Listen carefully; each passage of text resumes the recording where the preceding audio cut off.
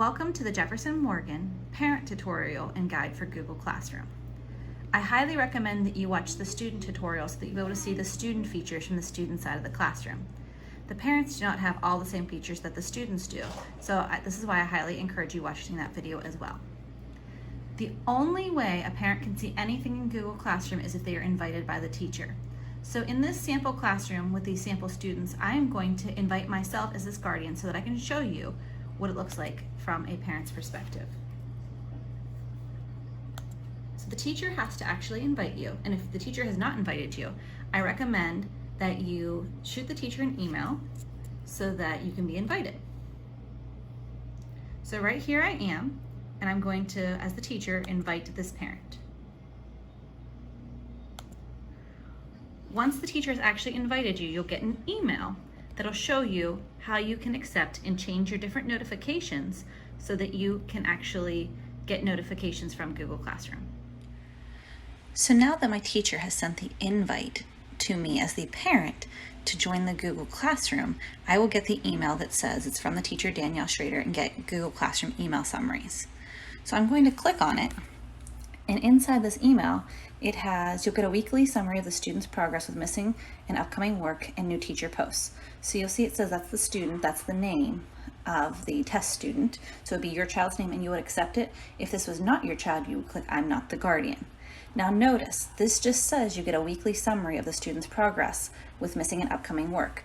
And the new teacher posts, you would also get announcements. You do not get access into the direct classroom. That is the biggest question I see within my own classroom, is the parents want to know how to get in. You cannot, as a parent, get into the Google Classroom. You just get an email notification telling you what the teacher has posted for that day or for that week, depending on how you have it set up. And I'm going to show you how I have mine set up as of right now. So I'm going to accept the invitation to be the guardian. Before I hit that accept button, I just want you to notice that it says you do not need a Gmail or a Google account to accept. Any email address can accept this invitation to be the guardian.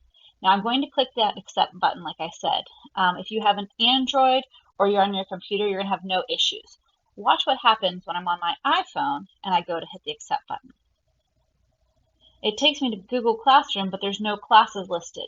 For some reason, with the iOS system, it automatically just tries to log you in or asks you to log in, and then you're not able to accept that invitation.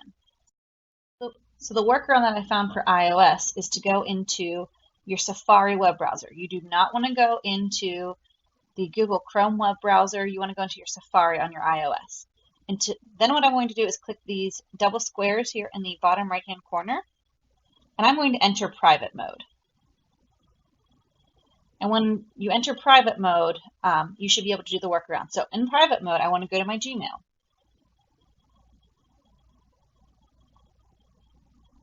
Private or incognito mode.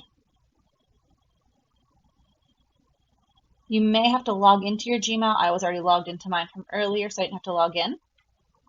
And you're going to click on it, and you're going to find the email where you can accept the invite. You may have to click those three little dots that I just clicked in order for the email to open up. Now I'm going to accept the invitation. When this dialog box pops up that says Open in Classroom, you do not want to click Open when this dialog box pops up, because otherwise it's going to take you back to your Classroom app. You want to click Cancel. Now it says Get Classroom Email Summaries. You've been invited to get email summaries. You're signed in under your name, and you're going to click Accept. So we are finally to the page where you can see the summaries and set up your settings. This page is extremely important because it's going to set up how often you get the emails. So I am looking, as you can see, my son's listed on there from when he was at a different school district, but we're going to look at the student test account, so where you can see how you should set up your notifications. Now, if you had an Android device or you had just a computer that had Windows, as long as you were not an iOS, you would have went straight to this screen. But for those of you that do have iOS, I appreciate you bearing with me to go through the workaround for it. So, under the student test, all of you should change your notifications from weekly to daily. This is because your teachers are going to be posting daily what the assignments are And so you want an email every single day of what is happening in the class. Because like I said, you will not be getting into the classroom to actually physically see. You'll just be getting an email summary, which I'll show you here in a little bit. And you also want to change your time zone. So if you have a daily summary, it's sent out each afternoon, and weekly summaries are sent out on Friday afternoons, which is why I had you change it to the daily, because you don't want to know just on Friday what your child has missed throughout the week, because the summary will have what they've missed, what they've completed, that type of thing. So you want to make sure it's on daily. So I'm going to change my time zone to Eastern time.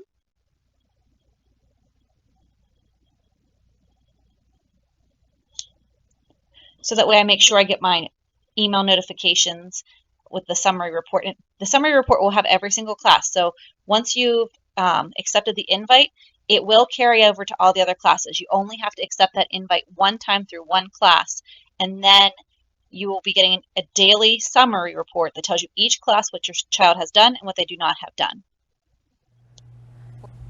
So now that you have been invited as the guardian to your child in the classroom, and remember, you cannot actually go in the classroom, you're just the guardian to get the email notification list of what the assignments were for the week, I'd like to show you what one of those summary lists look like in your email. So you would have to go into whatever email account that you signed up with, and you're going to look for the email that says Google Classroom Daily Summary for, and it will say your student's name. Mine says student because that's the name of the test student. So I'm going to click it open. And here is what the report would look like. So it shows me missing from last week on July 15th was a line of best fit activity. So my child did not complete that.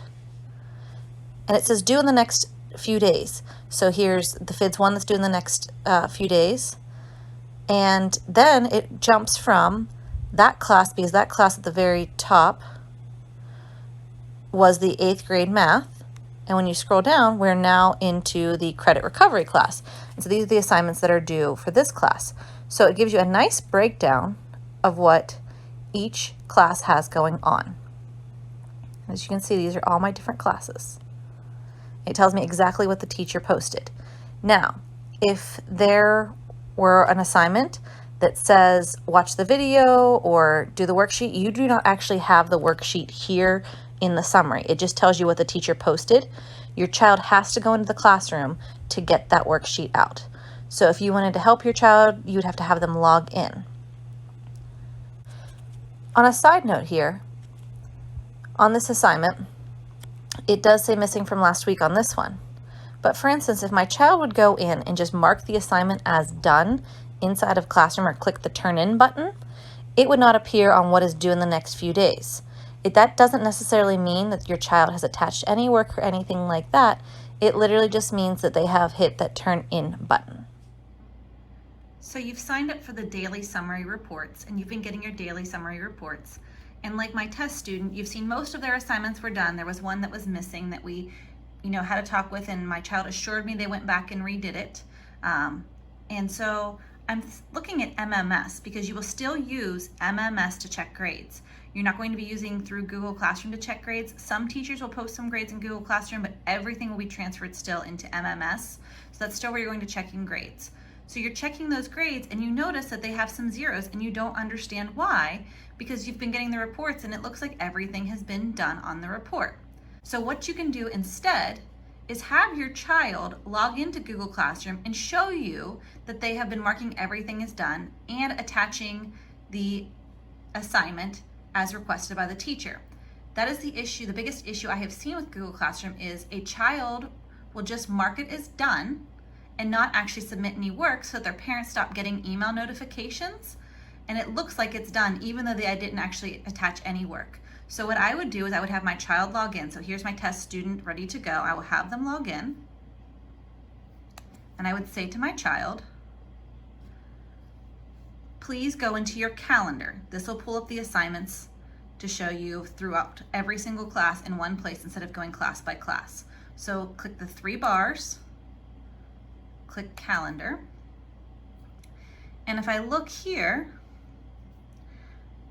I had gotten an email notification that Friday the 17th was done, but there was a 0 when I looked at MMS. So I'm going to go under Friday the 17th assignment and click on it. And if I look, it says unsubmit, which means my child submitted the work, but there's nothing attached. So as a parent, especially if you have a younger child, you may have to actually have them log into Google Classroom and show you that they're attaching their work before they're submitting to make sure that they actually have the work done. If they have an assignment attached, you can even have them open up the work and they can show you the assignment before they submit.